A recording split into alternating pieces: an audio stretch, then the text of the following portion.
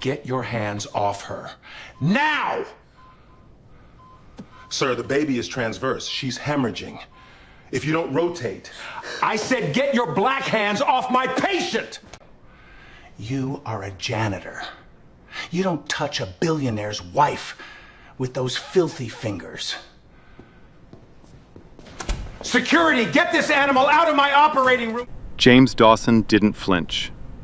He lowered his hands slowly, blood still warm on his palms, and stepped back from the table. His voice came out quiet, almost gentle. She has about 4 minutes, Doctor. The baby has less. Dr. Whitmore's lip curled. I'd rather she die on my table than live because a janitor played surgeon. The monitor screamed. The woman's eyes rolled white. And the man they dragged out of that room was the only person who knew how to save her. What happened next changed a billionaire's life forever. Pinnacle Grace Medical Center doesn't look like a hospital. It looks like a place where money goes to feel safe. The lobby is Italian marble, floor to ceiling. Crystal chandeliers hang above a concierge desk staffed by women in designer blazers who greet patients by last name and portfolio size. The elevators require key cards. The hallways smell like eucalyptus and silence. A private suite on the maternity floor costs $25,000 a night. This is where Manhattan's wealthiest come to have their children, surrounded by soft lighting, imported lemons, and the absolute certainty that nothing could ever go wrong. 14 floors below, in a basement lit by flickering fluorescent tubes, James Dawson sits on an overturned bucket in a supply closet that someone once called a break room. He is eating a sandwich wrapped in aluminum foil. His gray coveralls are spotless, pressed, tucked, every button fastened. He has been a janitor here for 6 years. He arrives before dawn, he leaves after midnight. He speaks when spoken to, which is almost never. He is 48 years old, black, built like a man who has spent his whole life carrying things nobody else wanted to lift. His eyes hold the kind of quiet that people mistake for emptiness. They are not empty. They are watching. Around his neck, hidden beneath his collar, hangs a thin steel chain. On it, a single dog tag, scratched, dented, the letters almost smooth. He touches it sometimes when no one is looking.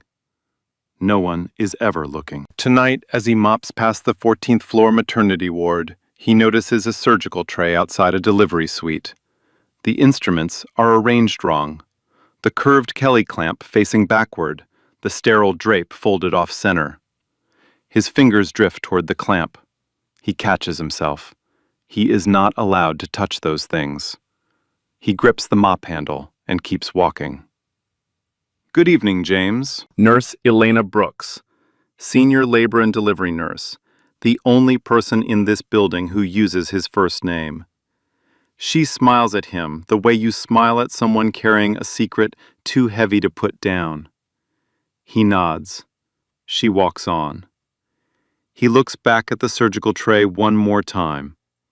He doesn't fix it, but his jaw tightens. His hands remember.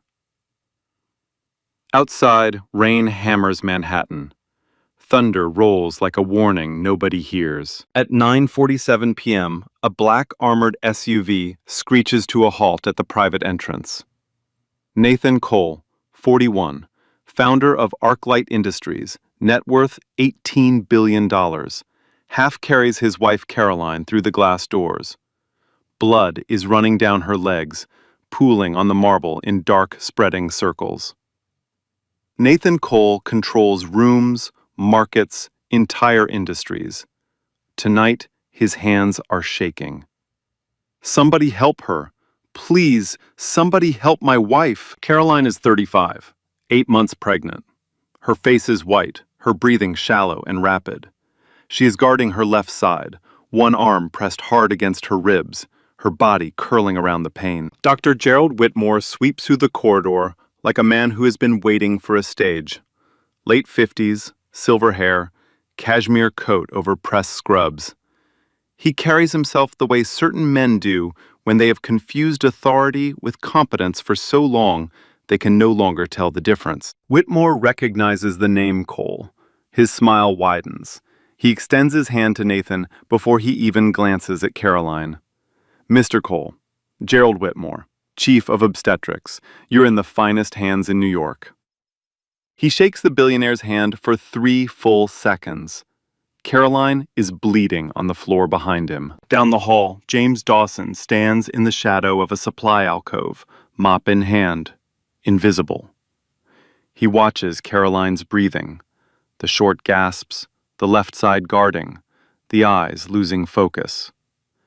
His hand drifts to the dog tag under his collar. He grips it hard enough to feel the edges bite into his palm. He has seen this before. Not here. Somewhere with dust instead of marble, and screaming instead of silence.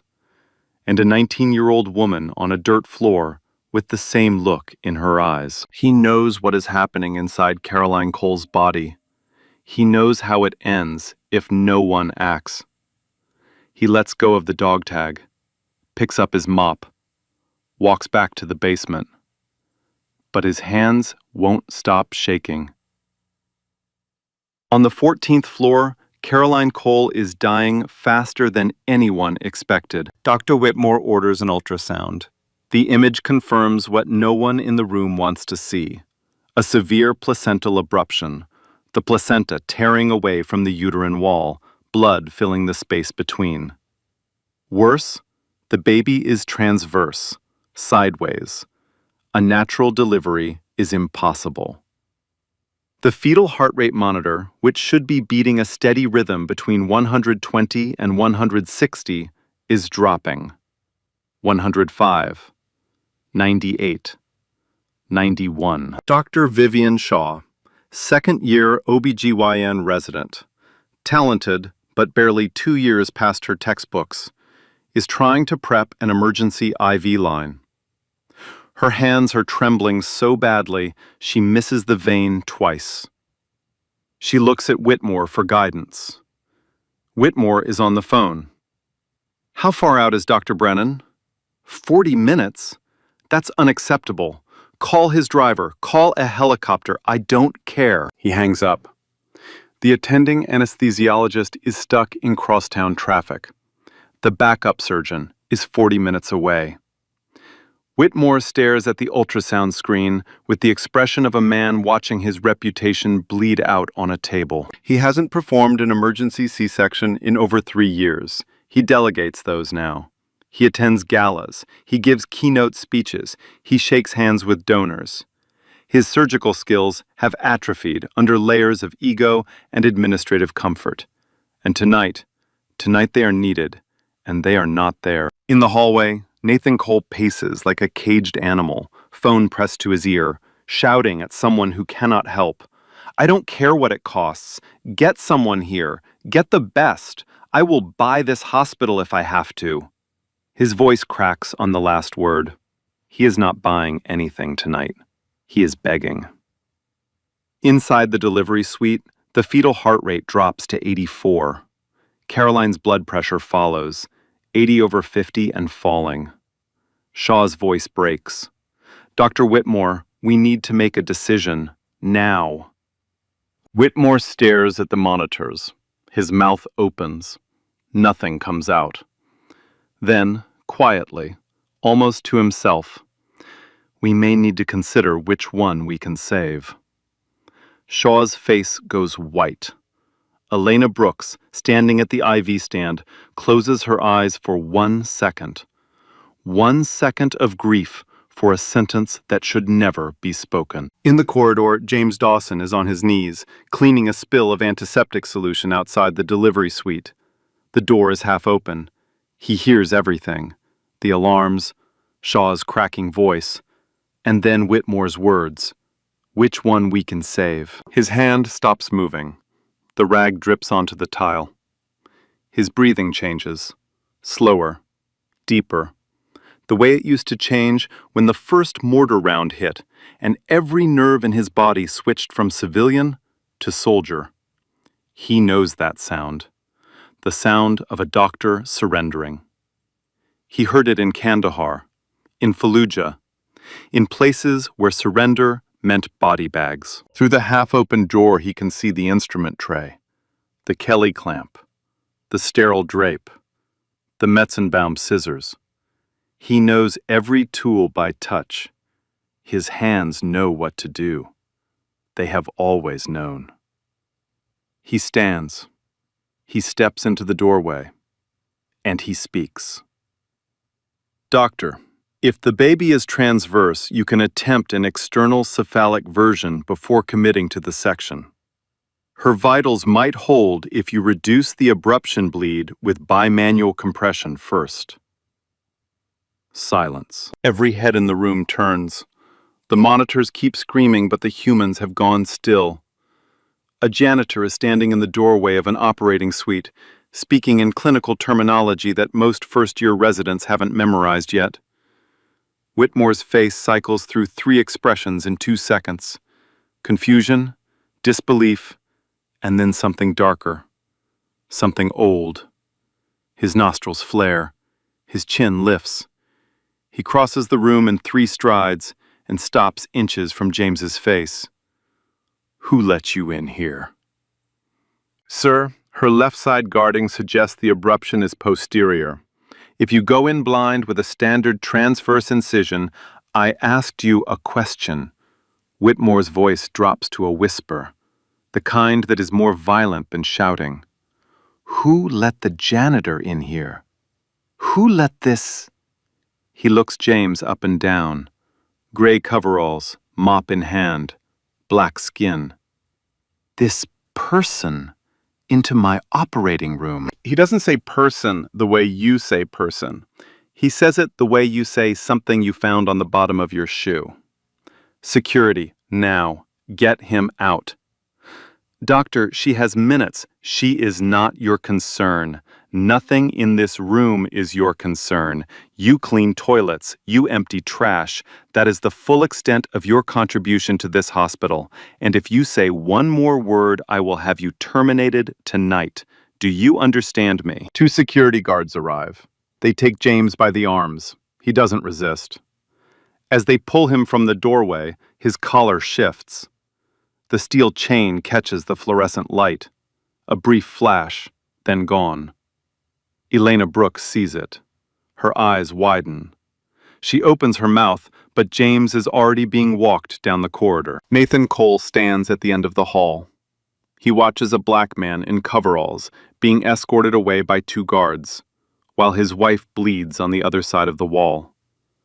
Something in his chest twists. He doesn't know what it is yet. James is taken to the 2nd floor administrative office. A supervisor slides a disciplinary form across the desk without looking up. Interfering with medical staff. Unauthorized entry into a restricted area. Insubordination. He clicks his pen. Sign this.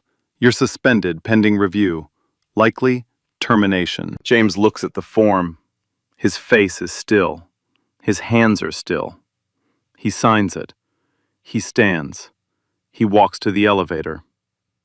The dog tag presses against his chest, like a second heartbeat, like a name the world has tried to erase. The elevator doors close. The number descends. And upstairs, on the 14th floor, Caroline Cole's heart rate drops to 76. Elena Brooks has been a nurse for 19 years. She has watched doctors make mistakes and say nothing. She has watched patients die because someone in a white coat was too proud to ask for help. She has kept her mouth shut, done her job, collected her paycheck, and gone home to a quiet apartment where she doesn't have to pretend that the system works. Tonight, she is done pretending. She stands in the delivery suite, staring at the ultrasound image on the screen. The abruption is posterior, exactly where James said it was. If Whitmore goes in with a standard transverse incision, the scalpel will cut directly into the placental bed. Blood loss will double. The mother will code on the table. The baby will be dead before it takes a breath. The janitor was right. The chief of obstetrics is about to make a fatal mistake, and no one in this room has the courage to say it. Dr. Shaw stands at the bedside, her gloved hands motionless, her face gray. She is 29 years old, and she is watching a woman die in real time. And she knows that the man they just dragged out of this room had the answer. She looks at Elena. Her lips move, but no sound comes out. Elena doesn't need to hear the words. She turns and walks out of the delivery suite. She takes the stairs. Not the elevator, the stairs. 2 at a time. Her sneakers slapping the concrete in the stairwell, her breath sharp in her throat. She pushes through the basement door and finds him exactly where she knew he would be. James Dawson is sitting on the overturned bucket, not eating, not moving, just sitting with his hands on his knees, staring at the cinder block wall like a man who has been staring at walls for a very long time. The disciplinary form is crumpled in the trash can beside him. "You were right," Elena says from the doorway. She is breathing hard. "The abruption is posterior. How did you know?" James doesn't look up. His thumbs press into his kneecaps. His jaw is set. "James." She steps closer. Her voice drops. "There is a woman upstairs who is going to die. Her baby is going to die. Whitmore can't handle this, and the backup is still 25 minutes out. She doesn't have 25 minutes. She doesn't have 10. Silence. The fluorescent tube above them buzzes and flickers. Somewhere in the basement, a pipe groans. "I got suspended, Elena. They're going to fire me." "I know. I touched nothing. I entered nothing. I stood in a doorway and I spoke. And they dragged me out like I was a threat." "I know, James. Because I'm the janitor. Because I'm black. Because men like Whitmore don't hear words when they come from someone who looks like me. They hear noise." Elena says nothing. She lets the silence hold his words. Then she speaks, and her voice is steady. "You're right. All of it. And I can't fix that tonight. But I can tell you that the woman on that table has about 6 minutes before her baby's heart stops, and you are the only person in this building who knows what to do. So you can sit on this bucket and be right about everything that is wrong with this world, or you can come upstairs and save 2 lives. I can't make you, but I'm asking." James is still. His hand moves to his collar. He pulls the chain free. The dog tag drops into his palm. Dawson, J. SSG 68W. The faint outline of the combat medical badge catches the fluorescent light. Elena sees it. Her breath catches. 68 whiskey. You're a combat medic. I was a combat medic. Now I'm a janitor who got suspended for opening his mouth. How many deliveries? James closes his eyes. When he speaks, his voice is flat, factual, the voice of a man reading coordinates off a map. 214. 63 emergency field deliveries. No surgical suite. No anesthesia.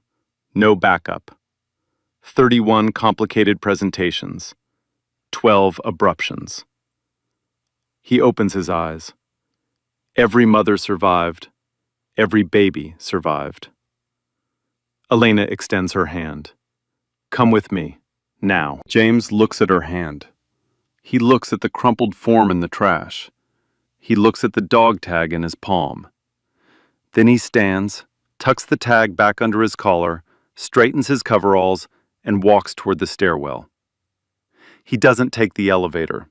He takes the stairs, the same stairs Elena ran down. He climbs them slowly, steadily, the way a soldier walks toward a sound that everyone else is running from. Floor 3, floor 6, floor 10, floor 14. He pushes the door open. The corridor is chaos. Nurses running, a crash cart being wheeled past, Nathan Cole's voice echoing off the walls. James walks through it all without breaking stride. Calm, measured, eyes forward. His hand finds the dog tag through the fabric of his coveralls. He grips it once. Then he lets go. He has made his decision. And what happens next will change everything. James Dawson walks into the delivery suite the way a man walks into a room he has entered 1,000 times before. Not with arrogance, not with hesitation, but with the settled certainty of someone who knows exactly what he is about to do, and exactly what it will cost him. The room is worse than he expected. Caroline Cole is barely conscious. Her skin is the color of wet paper. The monitors are screaming. Fetal heart rate 78 and falling. Maternal blood pressure 75/45. The surgical tray sits untouched. Dr. Shaw stands at the bedside, both hands flat on the table, frozen. Two nurses are speaking over each other, their voices rising toward panic, and Dr. Gerald Whitmore is standing at the far wall, phone in hand, still waiting for a surgeon who is still 20 minutes away. James steps to the bedside. Whitmore's head snaps up. You. James doesn't stop moving. He reaches for Caroline's wrist and checks her radial pulse. Thready, rapid, fading. I had you removed. Whitmore's voice is ice. I had you written up. How the hell are you back in my... Gerald. Elena Brooke steps through the door behind James. Her voice cuts the room like a scalpel. Every head turns.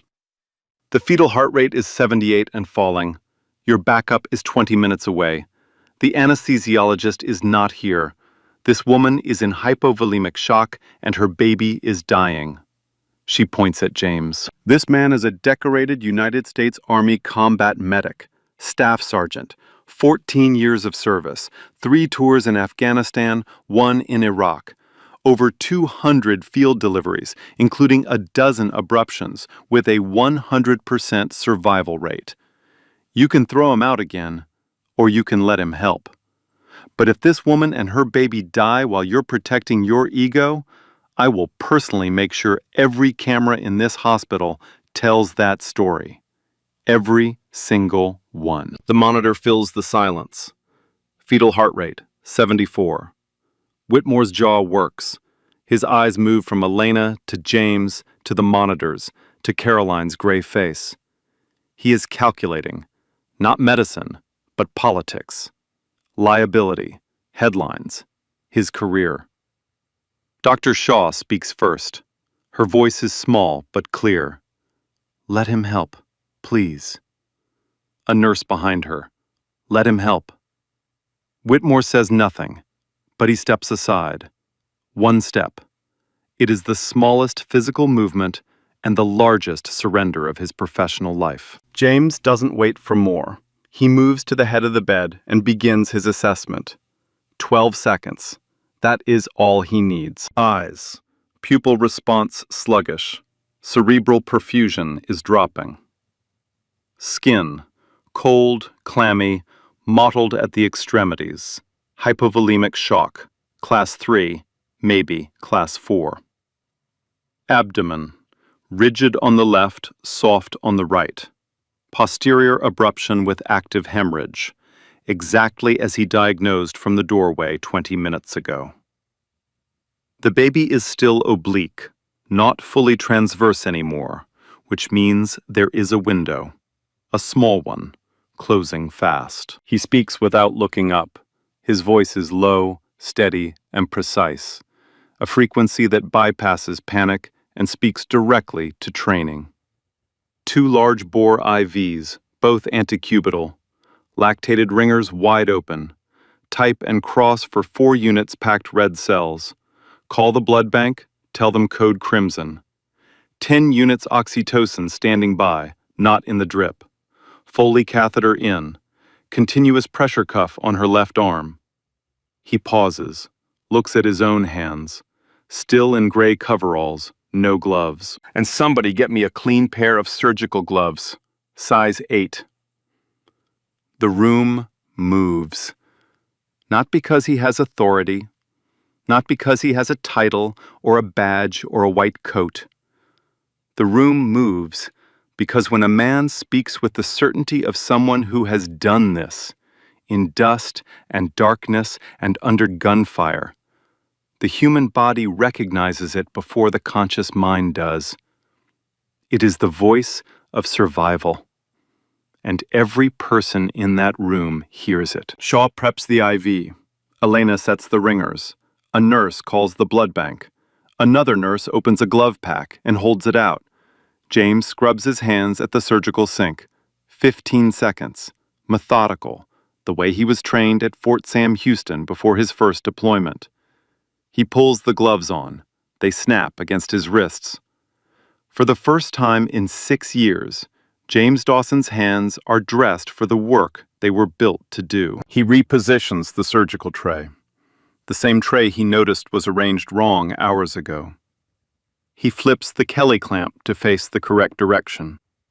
He recenters the sterile drape. He moves the Metzenbaum scissors to the left side. Every correction takes less than a second.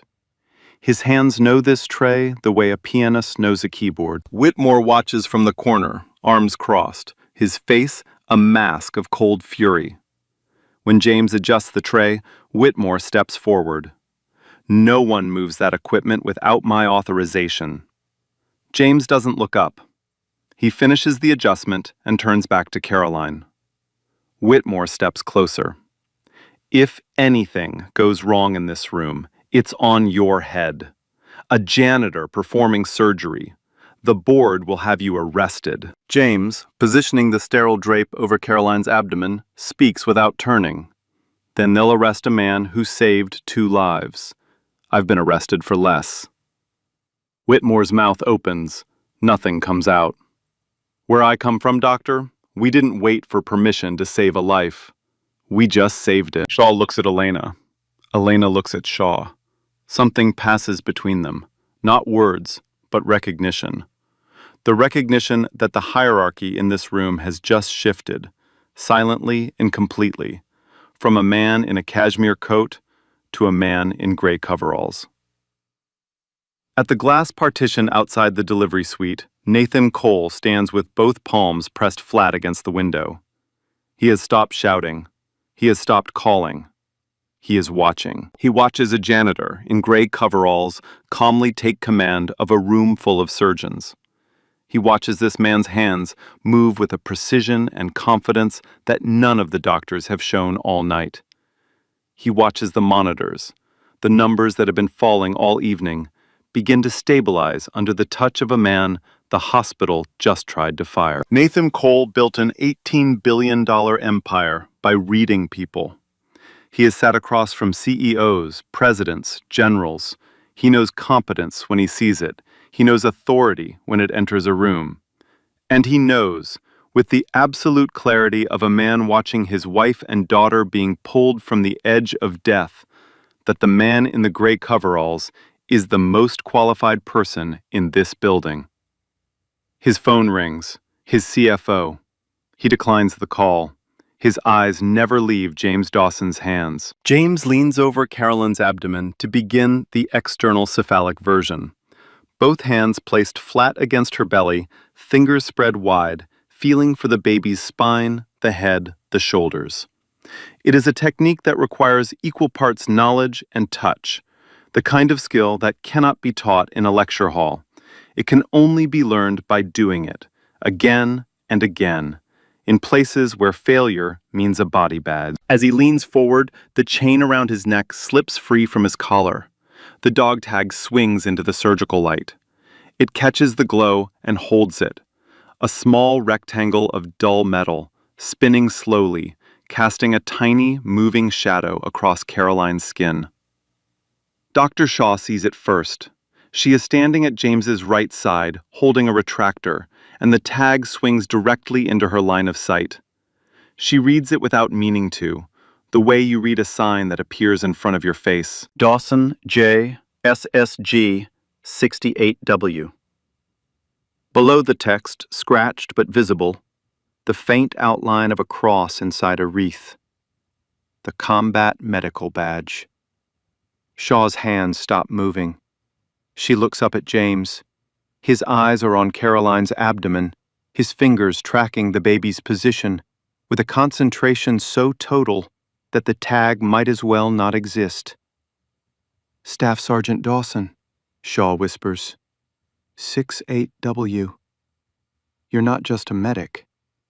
You were a senior line medic." James doesn't look up. His hands keep working, gentle, precise, rotating the baby millimeter by millimeter. Was, past tense. Shaw stares at the tag. Then she looks at Elena, who is standing at the IV pole. Elena meets her eyes and nods once. It is time. Elena speaks. She does not whisper.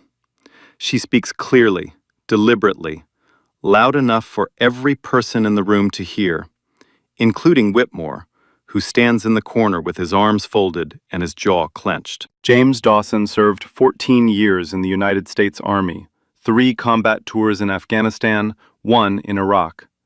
He was attached to a forward surgical team operating in some of the most dangerous territory on Earth. James's hands keep moving. He does not react. He has heard his own story before. It has never helped him. He performed hundreds of emergency procedures in the field, neonatal resuscitations, complex deliveries under mortar fire, field amputations with no anesthesia and no surgical suite. He delivered babies in bombed-out clinics, in mud-walled compounds, in the back of armored vehicles while taking fire. The room is silent, except for the monitors and Elena's voice. He was nominated for the Silver Star after a compound ambush in Helmand Province. 19 wounded soldiers, 1 pregnant Afghan woman in active labor with a breech presentation. He treated every soldier and delivered that baby, alive, in a 90-minute window while his position was under continuous enemy fire. Shaw's mouth is open. A nurse at the far counter has stopped moving entirely, a syringe frozen in her hand. He came home. Elena's voice changes here, not louder, but harder, the way a voice hardens when it is holding back something that wants to break. The VA lost his service medical records. He applied to 14 hospitals for a position as a surgical technician. Every one rejected him. They told him his field experience did not meet institutional standards. 14 hospitals, 214 deliveries, 100% survival rate, and not one of them would let him touch a patient. She pauses. The monitors beep. Caroline's blood pressure reads 72/44. He became a janitor at Pinnacle Grace 6 years ago because it was the only job this hospital would give a black veteran with no civilian degree. He took it. He never complained. He never stopped watching. He never stopped learning. And he never, not for one single day, stopped being the healer he was trained to be. Elena stops speaking. The silence that follows is not empty. It is full. Full of the weight of what was just said, pressing against the walls, pressing against the chest of every person in the room. Dr. Shaw looks at James with new eyes. The nurse with the frozen syringe sets it down gently, as though she is suddenly afraid of making noise. And Whitmore, Dr. Gerald Whitmore, Chief of Obstetrics, the man who called security on a combat medic because he saw a black janitor instead of a soldier, has gone completely still. His arms have dropped to his sides. His face holds an expression he has never worn in this hospital. The expression of a man who has just understood, too late, exactly how wrong he has been. He does not speak. For the first time in his career, Gerald Whitmore has nothing to say. At the glass partition, Nathan Cole has heard every word. His hands are pressed against the window so hard that his fingertips have gone white. His eyes are wet. Not from fear, not anymore. From the weight of understanding what this country did to this man. And from the unbearable clarity of knowing that the person saving his wife and daughter is someone the world threw away. The dog tag swings gently against James's chest as he works. He does not tuck it back in. The external cephalic version is failing. James's hands are steady on Caroline's abdomen, applying slow, firm pressure to rotate the baby from oblique to vertex, head down, the only position that gives this child a chance. The baby moves, partially. The head shifts 15 degrees, then 20, then stops. The umbilical cord is under tension. James can feel it through the uterine wall, a taut line of resistance that will not yield. Fetal heart rate, 65. Dr. Shaw's voice cracks like glass hitting tile. We're losing the baby. James does not panic. He closes his eyes. For 3 seconds, he is not in Manhattan. He is in a dirt-floored clinic in Helmand Province. The ceiling is corrugated tin. Dust is falling in thin streams because the mortar rounds are hitting close enough to shake the walls. A 19-year-old Afghan woman is screaming beneath him, her hands gripping a wooden beam, her body rigid with terror. The baby is stuck, oblique, cord-wrapped, refusing to turn. There is no surgeon. There is no ultrasound. There is no backup. There is only him and his hands and the sound of a woman begging in a language he doesn't speak, but understands completely. He saved them both. He opens his eyes. "We're not doing a standard section," James says. His voice is calm, absolute. "Classical vertical incision, higher on the fundus. It gives me room to rotate and extract without compressing the cord." Shaw stares at him. "A classical? That hasn't been standard in—" "It's standard where I come from." James looks at her.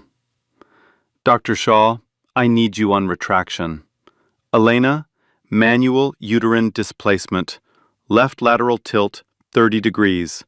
Get that oxytocin ready. The moment this baby is out, we're going to have a hemorrhage. I need everyone ready." No one argues. No one hesitates. Shaw moves to his left. Elena tilts Caroline's body.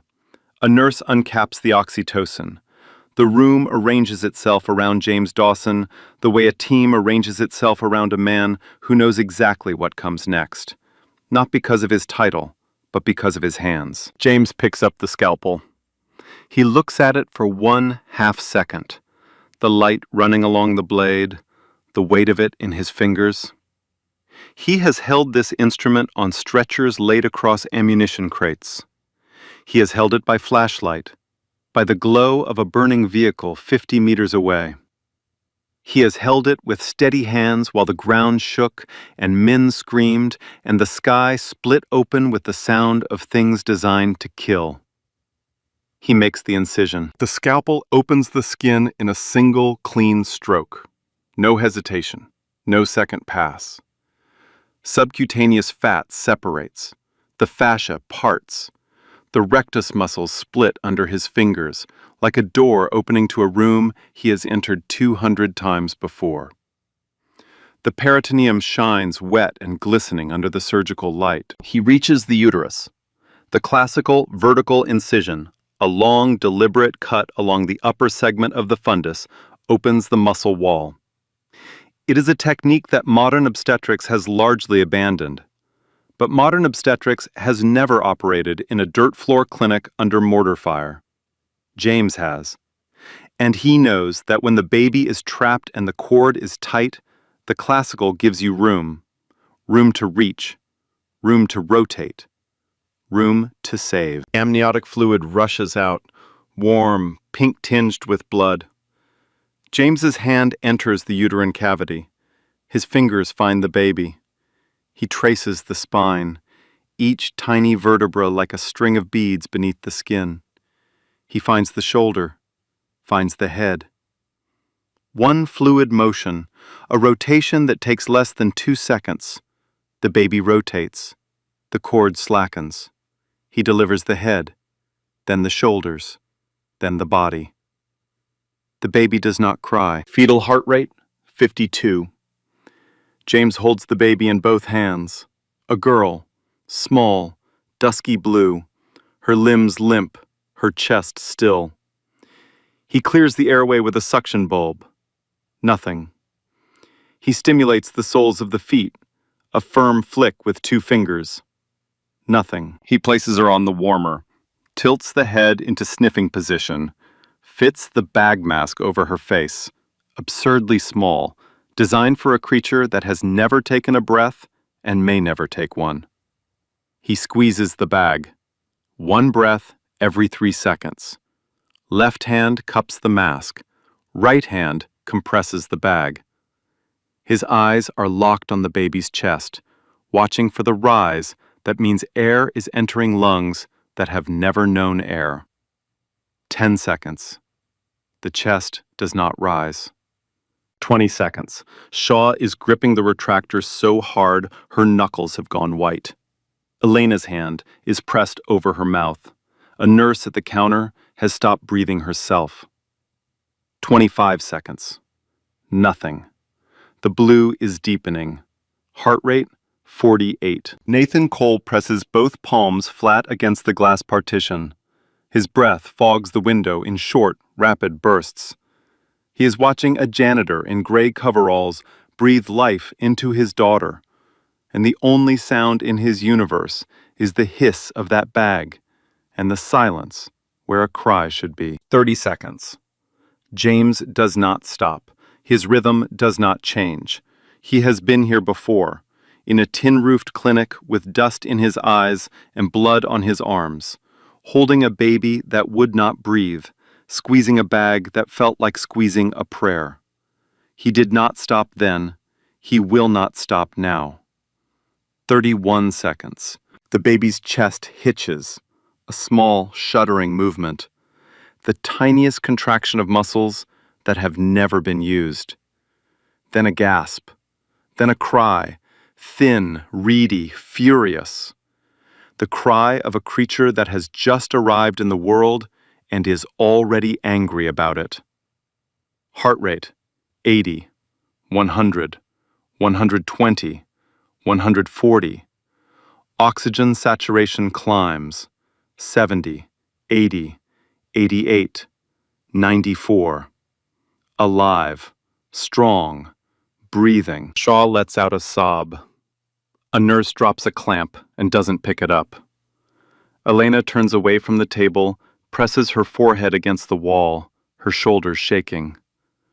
The room exhales. But James does not exhale, because he knows what comes next. Elena, the hemorrhage. Now. He turns back to Caroline. The blood is already coming, a dark torrent from the uterine incision site and the abruption bed, spreading across the sterile drape. Blood pressure collapses, 70/40. The monitor alarm shifts to a single, sustained tone. That means time is no longer measured in minutes. James works for 11 minutes. Bimanual uterine compression. One hand inside the uterine cavity, one on the abdomen, squeezing the uterus between them like a man holding a heart together by will. Uterine massage. Oxytocin wide open. He identifies 2 arterial bleeders, bright red jets pulsing with Caroline's weakening heartbeat. He reaches for the Kelly clamps, the same clamps he noticed arranged wrong on the tray hours ago, the same clamps he was not allowed to touch. He clamps both arteries in 8 seconds. The bleeding slows, then stops. Blood pressure stabilizes, 80/50, then 90/60, then 100/70. Caroline's color returns, gradually, like dawn reaching a face that has been in darkness. Her eyes flutter open. Her lips move. One word, barely audible. My baby. Shaw places the baby girl, pink now, furious now, alive now, on Caroline's chest. The tiny hand wraps around her mother's finger. Caroline weeps.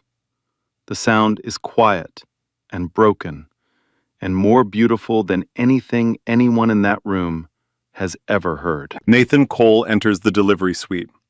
He sees his wife. He sees his daughter. He sees them breathing together, chest to chest, alive. His legs give out. He drops to his knees on the tile floor and presses his forehead against the bed rail. He is not a man who cries. He is crying now. Then he looks up at James Dawson. Gray coveralls soaked in blood, dog tag hanging free over his chest, surgical gloves still on. The janitor, the combat medic, the man who saved his entire world in a room full of people who tried to throw him out. Nathan reaches for James's hand. James takes it. Nathan's grip is desperate, the grip of a man holding on to the person who pulled him from the edge. He tries to speak, cannot. The grip says everything. Elena stands in the corner, wiping her eyes.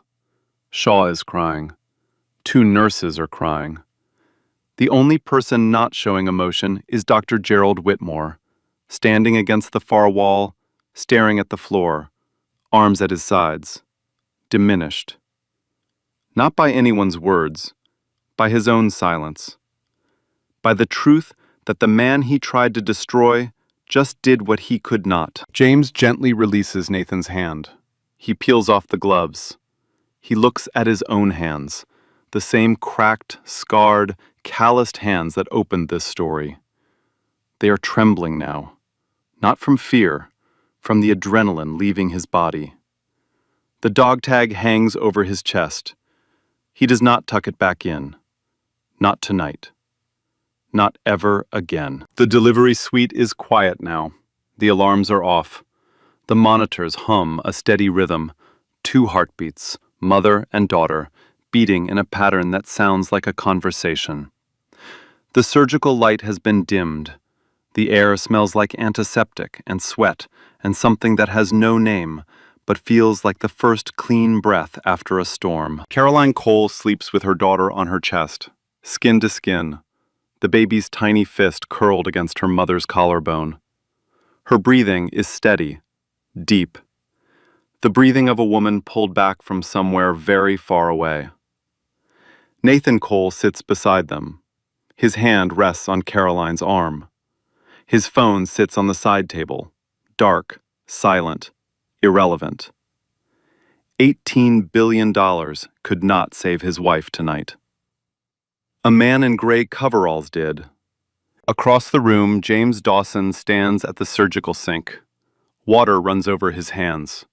The same hands that held a scalpel minutes ago, that held a baby, that have held a mop for 6 years. He watches the last traces of blood wash down the drain. Pink, then clear. He turns off the faucet. He picks up his mop. It has been leaning against the wall the entire time, waiting for him the way it has waited every night for 6 years. He walks toward the door. "What's your name?" Nathan's voice. Rough. Broken. James turns. "Dawson. James Dawson." Nathan stands. His eyes are swollen, red, stripped of every layer of power that $18 billion can buy. He is just a man standing in front of another man. "James, thank you isn't enough, I know that. But I need you to know. I saw what happened in this room tonight. All of it. And I will not forget." James holds his gaze. Then he nods. Once. The nod of a man who has been thanked before, and knows that thanks does not undo what the world has done. But for tonight, it is enough. He walks out carrying his mop, the dog tag swinging free over blood-stained coveralls. The elevator doors open. He steps inside, presses the button for the basement. The doors close. The story opened on hands holding a baby. It pauses now on the same hands holding a mop. That distance is about to collapse. Nathan Cole does not sleep that night. He sits in the private recovery suite beside his wife and daughter, watching them breathe. And he makes a decision. Not the kind of decision he makes in boardrooms, calculated, strategic, reversible. The kind of decision that arrives in a man's chest like a fist and does not let go. Within 48 hours, he makes 3 phone calls. The first is to the chairman of Pinnacle Grace's board of directors. The second is to the dean of Columbia University's Vagelos College of Physicians and Surgeons. The third is to the secretary of Veterans Affairs. He does not ask for favors. Nathan Cole does not ask. He presents. He presents the security footage from the 14th floor. Every minute, every angle. He presents James Dawson's military service record, which his legal team recovered from VA archives in 36 hours. 14 years of service, 3 combat tours, 214 field deliveries, a nomination for the Silver Star. He presents the disciplinary write-up that Dr. Gerald Whitmore filed against the man who saved Caroline and Grace Cole. Then he says 6 words: "Fix this, or I go public." The chairman fixes it. Dr. Gerald Whitmore is placed on administrative leave, pending a full review of his clinical performance and his conduct during the Cole delivery. The review uncovers what the hospital spent years burying: 3 previous incidents where Whitmore's delayed decision-making contributed to adverse patient outcomes. Each one quietly settled, each one erased from the record to protect the Pinnacle Grace brand. The board terminates his privileges. His corner office is cleared in a single afternoon. His cashmere coat hangs in a closet that no one opens. He does not give a press conference. He does not write a statement. He disappears, the way powerful men disappear when the power is gone. Quietly, completely, as though they never existed at all. James Dawson's military medical credentials are formally recognized through an expedited review initiated by the Department of Veterans Affairs, the same department that lost his records, the same system that told him his battlefield experience did not count. He is offered a full scholarship to complete his civilian medical certification at Columbia, funded entirely by the Cole Foundation, a new philanthropic arm that Nathan creates specifically to support veterans whose medical training was never honored by the institutions that should have honored it first. James does not accept immediately.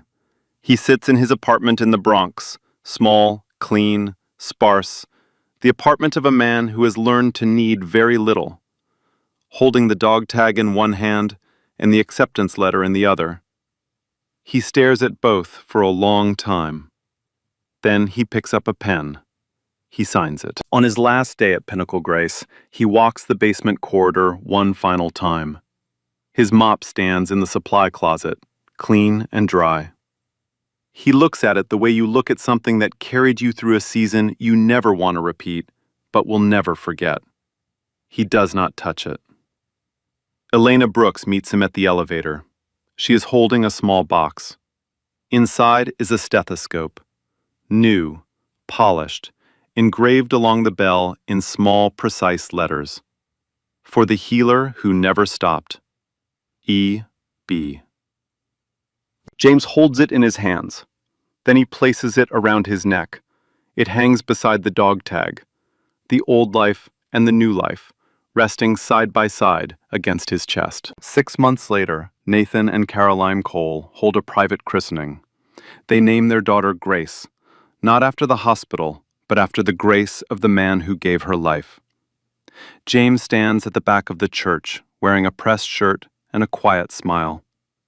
Caroline sees him.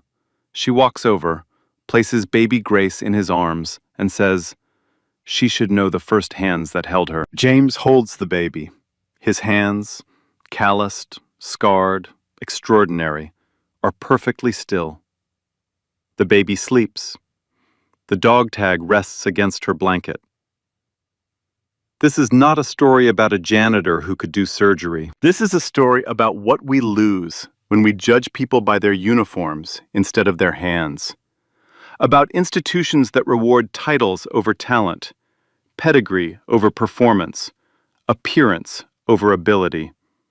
About a country that sends young men to war, teaches them to save lives under fire, watches them carry the wounded through dust and blood and darkness, and then tells them, when they come home, that their experience does not meet institutional standards. James Dawson was never less than a healer.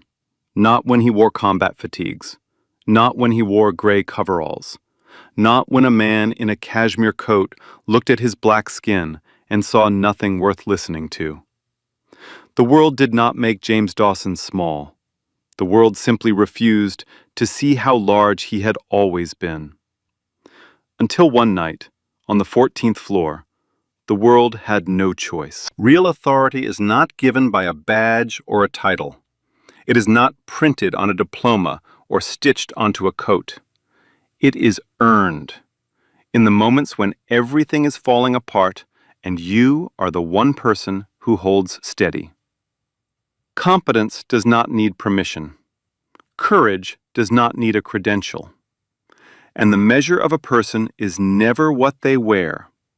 It is what they do when no one believes they can. There are James Dawsons everywhere.